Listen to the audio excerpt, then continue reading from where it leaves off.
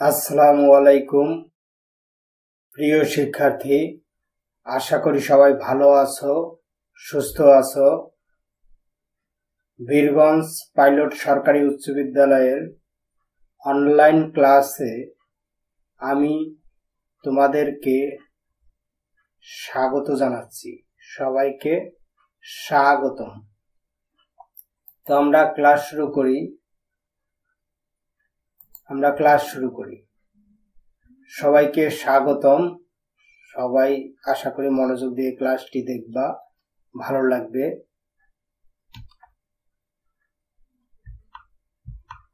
সবাই ভালো আছো তো? এটা আমি জিজ্ঞাসা করেছিলাম যে সবাই ভালো আছো। আমার পরিচয় অনেকেই জানো, তারপরেও বলি, আমি মোহাম্মদ রুবেল হক, সহকারী শিক্ষক, বীরগঞ্জ পাইলট সরকারি উচ্চ বিদ্যালয়, বীরগঞ্জ, দিনাজপুর।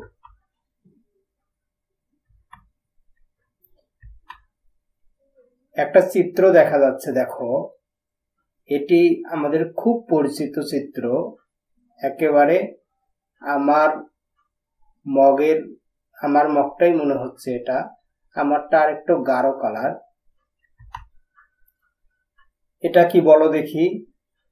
এই যে চিত্রটা দেখা যাচ্ছে, এটা কি? এটি হচ্ছে, আচ্ছা, তোমরা যদি ধারণা করো ভালো, আমরা পরে নামগুলো দেখব, আসলে তোমাদের ধারণার সাথে মিল আছে কিনা আমরা একটু তোমাদের আইকিউ টেস্ট করে নেব হালকা। কেমন? তাহলে দেখো, এটার কি, অনেকের বাড়িতে থাকে, অনেকের বাড়িতে আছে আমাদের ড্রেসিং টেবিলে। তারপরে দেখো, এটি একটি, সভাপতি জানো। তাহলে চিত্রগুলো ভালোভাবে দেখছো তোমরা নিশ্চয়ই। তাহলে এটা মগের চিত্র, আমি বলেছিলাম। এটা পাইপ, নিশ্চয়ই তোমরা অনেকে ধারণা করেছিলা। আর এটা হচ্ছে গ্যাস সিলিন্ডার। আমরা গ্যাস সিলিন্ডার বলতে বুঝি যে গ্যাস সিলিন্ডার দিয়ে আমরা কি করি, ওই যে রান্নার কাজে ব্যবহার করি, কিন্তু এটাও তো এক ধরনের গ্যাস সিলিন্ডার। আমাদের বডি স্প্রে, যেটা, ওটা গ্যাস আসছে না, বডি স্প্রেটা আসলে তো গ্যাসীয় পদার্থ, তাই না?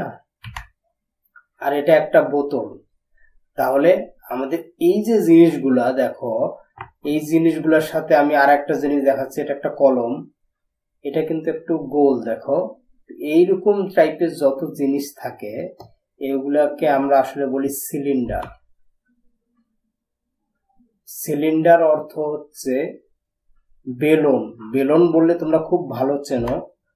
বেলুন মানে হচ্ছে ওই যে আমাদের রুটি তৈরি করার যে বেলুন, আসলে ওটার এইটুকু গোল বলেই আমরা বেলুন বলতে পারি। তাহলে আজকে আমাদের পড়ালেখার বিষয় হচ্ছে সিলিন্ডার বা বেলুন। অনুশীলনী 16.4 এর একটা অংশ। আমরা এর আগে আয়তাকার ঘনবস্তুগুলো পড়েছিলাম। আজকে আমরা সিলিন্ডার অর্থাৎ বেলুন ঘনবস্তু নিয়ে আলোচনা করব। তো আমরা প্রথমে একটু চিন্তা করি বেলুন কিভাবে আঁকা যায়। আমরা প্রথমে বেলুনের অঙ্কনটা শিখব। তো দেখো, এটা একটি রেখা, আর একটি রেখা, সমান্তরাল রেখা, তার সাথে আর একটা সমান্তরাল রেখা। আমাদের এই চিত্রটা খুব খুব পরিচিত। এটি একটি কিসের চিত্র? এটা হচ্ছে আয়তক্ষেত্র একটা। এটা আমাদের আয়তক্ষেত্র। এই আয়তক্ষেত্রকে যদি আমরা প্রস্থ বা দৈর্ঘ্য বরাবর একবার ঘুরিয়ে নিই, যেমন ধরো এই যে প্রস্থটা আছে, এই প্রস্থটাকে যদি আমরা ব্যাসার্ধ ধরে একটা কাটা কম্পাস দিয়ে বৃত্ত অঙ্কন করি, তাহলে কি হবে? ঠিক এরকম একটা বৃত্ত অঙ্কন হবে। তাহলে উপরের প্রস্থ দিয়ে একটা বৃত্ত হলো, এবার নিচের প্রস্থ দিয়ে আর একটা বৃত্ত, তাহলে দুইটা বৃত্ত হলো। এবারে বৃত্ত দুইটার মাঝে আমি যদি আয়তক্ষেত্রটাকে একবার ঘুরাই, তাহলে কি হয় দেখো। তাহলে ঘুরালে কিন্তু আমার এই বেলুনটা তৈরি হয়ে যায়। অর্থাৎ বেলুনের একটা সাইডকে আমি যদি প্রধান অক্ষ ধরে একটা আয়তক্ষেত্রকে যদি চারদিকে ঘুরাই, তখনই আমাদের একটা বেলুন সৃষ্টি হয়। তাহলে এটা একটি বেলুন হয়ে গেল। তাহলে বেলুনের এই যে আয়তক্ষেত্রের দৈর্ঘ্য, যেটা আয়তক্ষেত্রের দৈর্ঘ্যটাকে আমরা বলবো, এই দৈর্ঘ্যটাকে আমরা বলবো কি, এই দৈর্ঘ্যটাকেই মূলত আমরা বলবো হচ্ছে উচ্চতা, বেলুনের উচ্চতা, অর্থাৎ বেলুনটা অর্থাৎ পাইপটা বা এই কলমটা কতটুকু উঁচু। আর ওই যে দুই মাথায় দুটি বৃত্ত দেখা যাচ্ছে, দুই সাইডে দুই প্রান্তে, এগুলোকে বলা হবে ভূমি। তাহলে ভূমি বৃত্তাকার, তাহলে ভূমি বৃত্তাকার যেহেতু, তাহলে তার একটা ব্যাসার্ধ থাকবে, তাহলে এটাকে বলা হবে, এই আয়তক্ষেত্রের প্রস্থটাকে বলা হবে বেলুনের ভূমির ব্যাসার্ধ। আর এটা হচ্ছে সমবৃত্ত ভূমির বেলুন, অর্থাৎ দুইটা বৃত্তই সমান। অনেক ক্ষেত্রে আমাদের দেখা যায় দুইটা বৃত্ত সমান নাও হতে পারে। তাহলে আমাদের যেগুলো বেলুনের দুই পৃষ্ঠের বেলুন বৃত্তগুলো, ভূমির বৃত্তগুলো সমান হবে, তাকে বলবো আমরা সমবৃত্ত ভূমিক বেলুন। তাহলে বেলুন অঙ্কন করা শিখে গেলাম। এবার আমরা বেলুনের ক্ষেত্রফল এবং আয়তন নির্ণয় করব। কিভাবে বেলুনের ক্ষেত্রফল এবং আয়তন নির্ণয় করা যায়, এটা খুব সহজ। দেখো, বেলুনের ক্ষেত্রফল এবং আয়তন নির্ণয় করাটা হচ্ছে খুব সহজ। কিভাবে খুব সহজ হয়, বেলুন কি হয়েছে, বেলুন হলো আমাদের মূলত কি, বেলুন হলো একটা আয়তক্ষেত্র।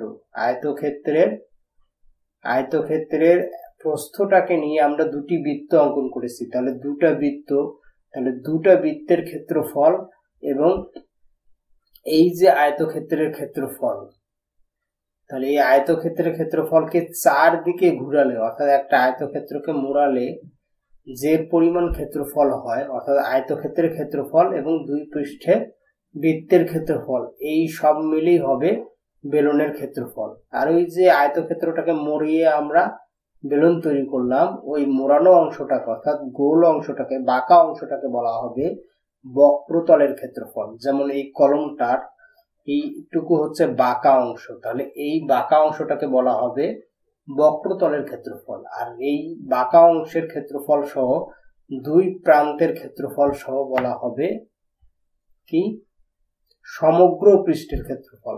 তাহলে বেলুনের ক্ষেত্রে আমরা একটা হচ্ছে বক্র পৃষ্ঠের ক্ষেত্রফল এবং আরেকটা পাবো সমগ্র পৃষ্ঠের ক্ষেত্রফল। এবং এই ক্ষেত্রফলের সাথে আমরা যদি আয়তন গুণ করে দেই, অর্থাৎ উচ্চতা গুণ করে দেই, তাহলে আমরা আয়তন পাবো।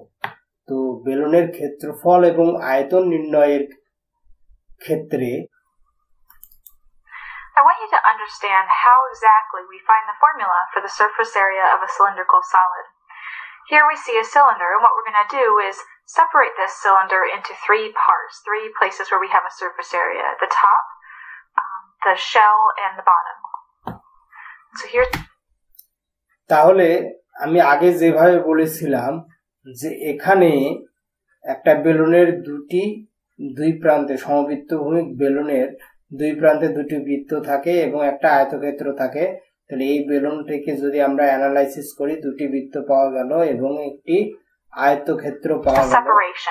If we unwrap the middle part of the cylinder, what we basically get is a rectangle and two circles. The area of each circle is pi r squared. And then this top edge of the rectangle. তাহলে আমরা জানি যদি ব্যাসার্ধ, ভূমির যে বৃত্ত আছে তার ব্যাসার্ধ যদি r হয়, তাহলে বৃত্তের ক্ষেত্রফল হচ্ছে পাই আর স্কয়ার। তাহলে নিচের বৃত্তের ক্ষেত্রফল একই হবে, সমান বৃত্ত। এবং এই যে বৃত্তের পরিধিটাই কিন্তু আমাদের হচ্ছে আয়তক্ষেত্রের দৈর্ঘ্য। আগেও বলেছি, rectangle is the same thing as the circumference of this cylinder. And so we have a formula for the circumference. তাহলে বৃত্তের পরিধির সূত্র কি আমরা জানি? বৃত্তের পরিধির সূত্র হলো 2 পাই r। 2 পাই r, তাহলে 2 পাই r হচ্ছে আমাদের আয়তক্ষেত্রের দৈর্ঘ্য। যেহেতু এটি পরিধি, তাহলে আয়তক্ষেত্রের দৈর্ঘ্য পাইলাম। এবার প্রস্থ কি হবে? And it must be the same as the length along the top of this rectangle. We have a height for the rectangle. তাহলে বেলুনের উচ্চতাটি হবে আমাদের আয়তক্ষেত্রের প্রস্থ।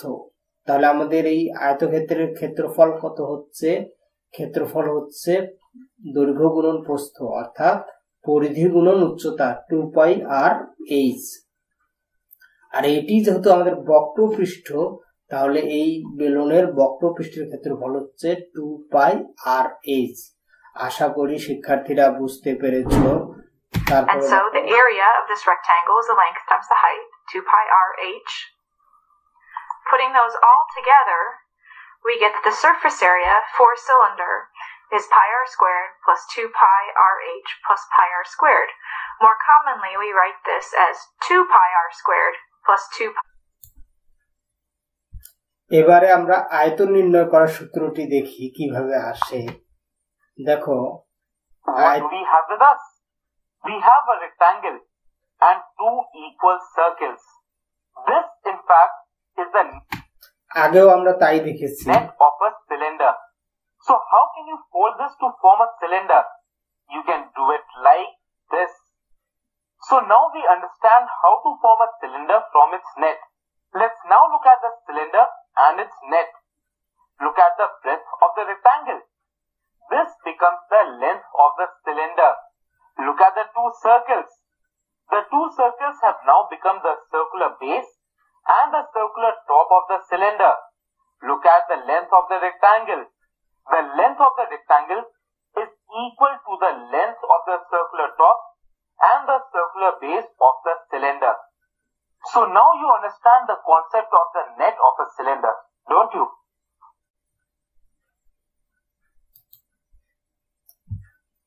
তাহলে প্রিয় শিক্ষার্থী দেখতে পাচ্ছ, আমরা আগেও দেখেছি যে এখানে দুটা বৃত্ত আছে এবং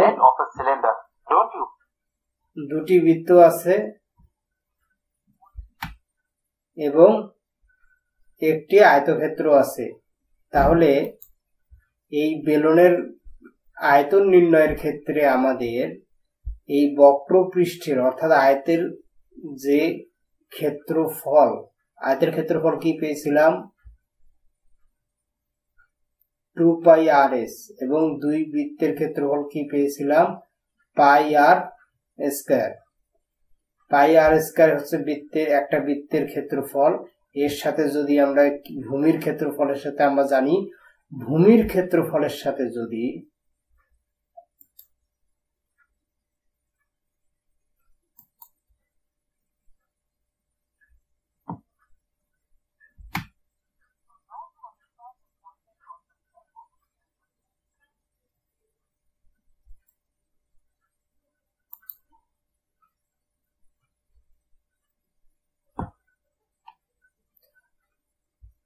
তাহলে আমরা এই অংশটা আগেও দেখেছি যে বেলুনের দুটি বৃত্ত এবং একটি আয়তক্ষেত্র নিয়ে বেলুন তৈরি করা হয়। আমরা সমগ্র তলের ক্ষেত্রফল নির্ণয় করা শিখলাম এবং বক্রতলের ক্ষেত্রফল নির্ণয় করা শিখলাম এবং ভূমির ক্ষেত্রফল নির্ণয় করাটা শিখেছি। তাহলে দেখো, ভূমিটি হচ্ছে একটা বৃত্ত। তাহলে এই ভূমি বৃত্ত, এই ভূমির উপর যে পৃষ্ঠটি আছে তার উচ্চতা হচ্ছে h। তাহলে আমরা জানি, এটা ছোট ক্লাসেও পড়েছো, ক্লাস 8এও ছিল, ভূমির ক্ষেত্রফল গুণন উচ্চতা কি হয়? কোন পৃষ্ঠের আয়তন। তাহলে আমরা যদি বৃত্তের ক্ষেত্রফল πr স্কয়ার, এই πr স্কয়ারের সাথে উচ্চতা গুণ করি, তাহলে কি হয়? πr square h। তাহলে এটি হবে আমাদের বেলুনের ক্ষেত্রফল। আশা করি বুঝতে পেরেছ। তাহলে আমরা এবারে সম্পূর্ণ অংশে যাই। তাহলে আমরা ভিডিওটি দেখলাম কিভাবে বেলুনের বক্রপৃষ্ঠের ক্ষেত্রফল, সমগ্র পৃষ্ঠের ক্ষেত্রফল এবং কি আমরা সমগ্র তলের আয়তন নির্ণয় করতে পারি, সেই বিষয়ে আমরা ভিডিওটি দেখলাম। এবারে আমরা বেলুন সংক্রান্ত যে সকল সূত্র পেলাম, সূত্রগুলো আর একবার রিকল করে নেই। দেখো, তাহলে বেলুনের ভূমির ব্যাসার্ধ যদি r হয়, উচ্চতা যদি h হয়, তাহলে বক্রতলের ক্ষেত্রফল হবে 2πrs বর্গ একক। অর্থাৎ বাঁকা অংশটার ক্ষেত্রফল হবে 2πrs বর্গ একক। আর তার সাথে সাথে সমগ্র পৃষ্ঠের ক্ষেত্রফল হবে 2πrs, অর্থাৎ 2πrs এর সাথে s প্লাস r, অর্থাৎ ওই যে এখানে দুই পৃষ্ঠের ক্ষেত্রফল, দুইটি বৃত্তের ক্ষেত্রফল, আর যেহেতু আয়তক্ষেত্রের ক্ষেত্রফল যুক্ত হয়েছে সেখান থেকে 2πr কমন নিয়ে আমাদের এই সূত্রটি এসেছে। আর আয়তনের সূত্র πr²s। তাহলে বেলন সংক্রান্ত সূত্রাবলী বক্রপৃষ্ঠের ক্ষেত্রফল, সমগ্র পৃষ্ঠের ক্ষেত্রফল এবং আয়তন নির্ণয়ের ক্ষেত্রফল আমরা জানলাম। তাহলে সূত্র জানা থাকলে নিশ্চয়ই আমরা গাণিতিক সমস্যার সমাধান করতে পারবো। তো শুরু করা যাক একটা গাণিতিক সমস্যা। দেখো এখানে একটা লোহার পাইপের ভিতরের ও বাহিরের ব্যাস যথাক্রমে 10 সেন্টিমিটার এবং 12 সেন্টিমিটার, পাইপের উচ্চতা 5 সেন্টিমিটার, 1 ঘন সেন্টিমিটার লোহার ওজন 7.2 গ্রাম হলে পাইপের লোহার ওজন কত? তাহলে এখানে বলা আছে একটা লোহার পাইপের ভিতরের এবং বাইরের ব্যাস।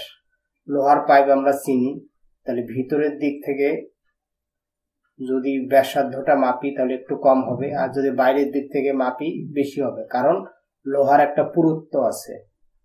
তাহলে এই লোহার পুরুত্বটুকু আছে, তাহলে ভিতরের দিক থেকে মাপলে একটা আয়তন পাওয়া যাবে, বাইরের দিক থেকে মাপলে আর একটা আয়তন পাওয়া যাবে। দুই আয়তন থেকে পার্থক্য করলে আমরা লোহার আয়তনটুকু পাবো। তাহলে লোহার আয়তনের সাথে এই যে এখানে বলা আছে 1 ঘন সেন্টিমিটার লোহার ওজন 7.2 গ্রাম যদি হয়, তাহলে আমাদের অত যে আয়তন পাওয়া যাবে লোহার, তত ঘন সেন্টিমিটার লোহার ওজন কত পাবো। তো গাণিতিক সমস্যাটি সমাধান করে দেখি। তো এখানে একটা লোহার পাইপ দেখা যাচ্ছে। তোমাদের বোঝার সুবিধার্থে বাস্তব পাইপ না নিয়ে আমরা এখানে এমন ভাবে একটা পাইপ নিয়েছি যাতে এর ভিতরের বৃত্তটি দেখা যায় এবং বাইরের বৃত্তটিও দেখা যায়। দুই মাথা দেখা যাচ্ছে, দুই প্রান্ত, আর এটি হচ্ছে উচ্চতা। দেখো তাহলে এই যে আসলো, এটিকে আমরা কি বলবো?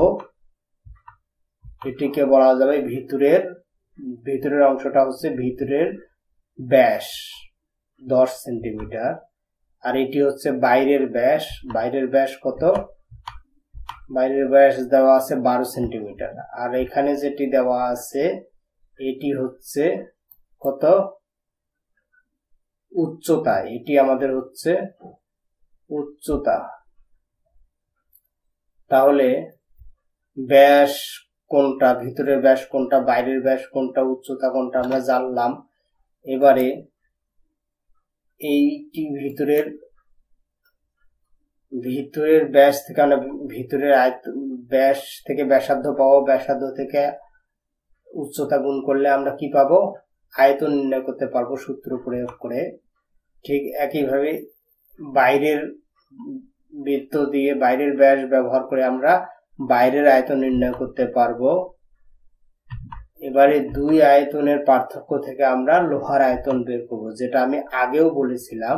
তাহলে সমাধানের ধাপগুলো দেখি। তাহলে আমরা জানি আয়তন হচ্ছে πr²h ঘন একক, যেটা আমরা একটু আগে সূত্র জানলাম সূত্র হিসাবে। তাহলে পাই এর মান আমাদের জানা 3.1416, আর বাহিরের ব্যাসার্ধ কত হবে? ব্যাসকে 2 ভাগ করলে ব্যাসার্ধ পাওয়া যাবে। উচ্চতা দেওয়া আছে 5 মিটার, যেহেতু আমাদের ব্যাসার্ধ দেওয়া আছে সেন্টিমিটারে, তাই আমরা উচ্চতাটাকেও সেন্টিমিটারে রূপান্তর করলাম। এবার আমরা সূত্র প্রয়োগ করলাম, বাহিরের আয়তন হবে πr²h ঘন একক। এখানে কিন্তু তোমরা ইচ্ছা করলে এই যে ব্যাসার্ধের জায়গায় আর এর জায়গায় r1 সাফিক্সে ধরতে পারো, আর যদি না পারো এভাবেই লিখলেও সমস্যা নাই। এবারে আমরা ভিতরের আয়তনটুকু পাইলাম, বাইরের আয়তন পেলাম। এবারে আমরা ভিতরের আয়তনটুকু নির্ণয় করব একইভাবে। তাহলে ভিতরের ব্যাসার্ধ 10, তার ব্যাস 10, তাহলে ব্যাসার্ধ হবে 5, আর আয়তন হবে এত ঘন সেন্টিমিটার। তাহলে লোহার আয়তন কত হবে? 2 আয়তন থেকে আমাদের লোহার আয়তন পাওয়া যাবে বিয়োগ করলে। আমরা আরেকবার দেখি, এই যে এখানে দেখো লোহার আয়তনটা বাহিরের আয়তন থেকে ভিতরের আয়তন বিয়োগ করলে আমরা পাচ্ছি লোহার আয়তন। আর লোহার আয়তনের সাথে যেহেতু 1 ঘন সেন্টিমিটার, এটা কিন্তু এত ঘন সেন্টিমিটার, তাহলে ঘন সেন্টিমিটার যদি হয় 1 ঘন সেন্টিমিটার লোহার ওজন হচ্ছে 7.2 গ্রাম। তাহলে এই যে এখানে যা পাওয়া গেল এর সাথে 7.2 গ্রাম যদি আমরা গুণ করি তাহলে আমরা সম্পূর্ণ লোহার ওজন পাবো, এবং এটা গ্রামে পাওয়া যাচ্ছে। তাহলে এই গ্রামটাকে আমরা কেজিতে রূপান্তর করতে পারি 1000 দ্বারা ভাগ করে, তাহলে কেজিতে রূপান্তর করা হয়েছে।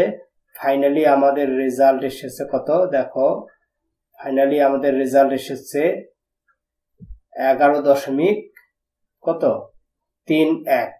এটাই আমাদের অ্যান্সার। এইরকম গাণিতিক সমস্যা আমাদের খুব খুব ইম্পর্টেন্ট। তো এখানে একটা তোমাদের জন্য আমরা যে এতক্ষণ আমি লেকচার দিলাম তোমরা কতটুকু শিখতে পেরেছো একটু যাচাই করি, কেমন? যদিও তোমাদের সাথে আমার সরাসরি কথা হবে না, কিন্তু তোমরা নিজেরাই বুঝতে পারবা যে স্যার কি বললো। তোমাদের সময় যদিও ক্লাসে 7 মিনিট দেওয়া হতো, এখন তোমাদের সময় 1 মিনিট মাত্র। দেখো 1 নম্বর গাণিতিক সমস্যায় আছে, 1 নম্বর গাণিতিক সমস্যাটি আছে, একটি বেলুনের ব্যাসার্ধ হচ্ছে 7 সেন্টিমিটার, উচ্চতা 10 সেন্টিমিটার। ব্যাসার্ধ আছে, উচ্চতা আছে, তাহলে এর আয়তন নির্ণয় করো। নিশ্চয়ই তোমরা বুঝে গেছো, সূত্র ফেললেই হবে। তাহলে ক্যালকুলেটর টিপে করে ফেলো। তোমাদের হাতে দুইটার জন্য 1 মিনিট টাইম, তার মানে 30 সেকেন্ড। করে ফেলো। অ্যান্সারটা কত হবে? এই সূত্র প্রয়োগ করে হবে।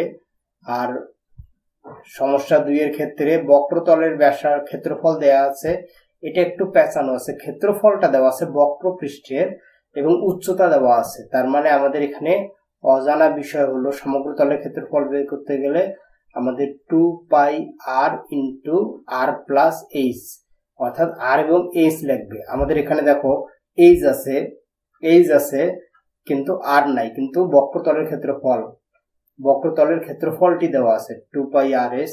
তাহলে এই বক্রতলের ক্ষেত্রফল থেকে আমরা কি করব? ব্যাসার্ধটুকু নির্ণয় করব। তাহলে ব্যাসার্ধ পেলে আমরা সমগ্র পৃষ্ঠের ক্ষেত্রফলটা নির্ণয় করতে পারবো। আশা করি শিক্ষার্থীরা তোমরা বের করতে পারবা। এটার জন্য তোমাদের টাইম দিয়েছিলাম 30 সেকেন্ড। ক্যালকুলেটর ইউজ করে করবা। তবে অবশ্যই এইরকম গাণিতিক সমস্যা আমাদের অনুশীলনীতে আছে, তোমরা আজকেই অনুশীলনীটা সমাধান করে ফেলবা, তাহলে তোমাদের এটা নিয়ে আর কোনো প্রবলেম থাকবে না আশা করি। এখানে আর একটা তোমাদের জন্য সমস্যা দেয়া আছে।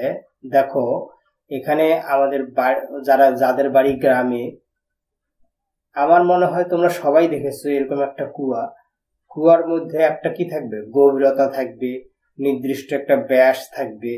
তাহলে নির্দিষ্ট ব্যাস আছে, গভীরতা আছে, তাহলে ব্যাসটাও দেয়া আছে, গভীরতাও দেওয়া আছে। এখন এই কুয়ার ক্ষেত্রে কুয়াটাও তো একটা বেলুন, এর প্রধান অক্ষ কোনটা হবে, উচ্চতা কোনটা হবে, ব্যাসার্ধ কোনটা হবে, তোমরা একটু চিহ্নিত করার চেষ্টা করবা। কুয়াটির আয়তন নির্ণয় করার চেষ্টা করবা। এবং এখানে আর কিছু সমস্যা দেওয়া আছে যে মাটি খনন করতে যদি আমাদের 15 টাকা করে খরচ হয়, অর্থাৎ কুয়াটি নতুন ভাবে খনন করতে যদি 15 টাকা খরচ হয় প্রতি ঘনমিটারে, তাহলে আমাদের কুয়াটি সম্পূর্ণ খনন করতে কত টাকা খরচ হবে এটা বের করবা। এটা যদিও আমাদের মনে হয় অনুশীলনীতে নাই, কিন্তু আগের বইতে ছিল। তোমরা একটু চেষ্টা করবা তোমাদের ক্রিয়েটিভিটি বাড়ানোর জন্য। দেখি কে চেষ্টা করে পারো। যদি কেউ পারো অবশ্যই আমাকে টেক্সট করে জানাবা। আমার মেসেঞ্জার বা হোয়াটসঅ্যাপে তোমাদের অ্যান্সার শিটটা স্ক্রিন স্ন্যাপশট নিয়ে আমাকে পাঠাবো।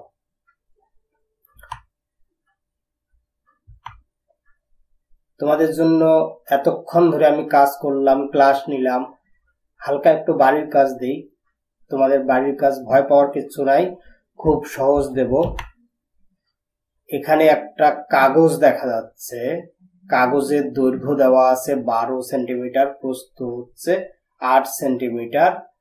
এই কাগজটাকে দেখো আমরা দুই ভাবে মোড়াতে পারি, একটা হচ্ছে দৈর্ঘ্য বরাবর মোড়াতে পারি, আর একটা হচ্ছে প্রস্থ বরাবর মোড়াতে পারি। তোমরা কিন্তু অনেকেই খাতাকে এইভাবে মোড়ায় কি করো সেটা তোমরা জানো, আমি আর এখানে বলছি না, আমি ক্লাসে অনেকবার দেখেছি। এই খাতাকে মুড়িয়ে অর্থাৎ এরকম 12 সেন্টিমিটার দৈর্ঘ্য 8 সেন্টিমিটার প্রস্থে একটা কাগজ দিলাম, এটাকে মুড়িয়ে আমরা বেলুন তৈরি করতে পারি। সেই বিষয়ে তোমাদের একটা গাণিতিক সমস্যা দেখো, একটি আয়তাকার কাগজের দৈর্ঘ্য 12 সেন্টিমিটার এবং প্রস্থ হচ্ছে 8 সেন্টিমিটার। পাতাটি মুড়িয়ে বলতে আমি তোমাদের দিলাম দৈর্ঘ্য বরাবর মুড়িয়ে সমবৃত্ত ভূমিক সিলিন্ডার তৈরি করো। তোমরা তৈরি করবা এবং এর সমগ্র পৃষ্ঠের ক্ষেত্রফল এবং আয়তন নির্ণয় করবা। এইটুকু অবশ্যই করবা। আমাদের পাঠ্য বইয়ের এটা কাজ হিসাবেও কিন্তু দেয়া আছে, সেখানে শুধু সংখ্যাগুলো নেই, আর আমি সংখ্যাটা দিলাম। তো আশা করি তোমরা খুব ভালো করে এটা করবা, এটা খুব ইম্পর্টেন্ট।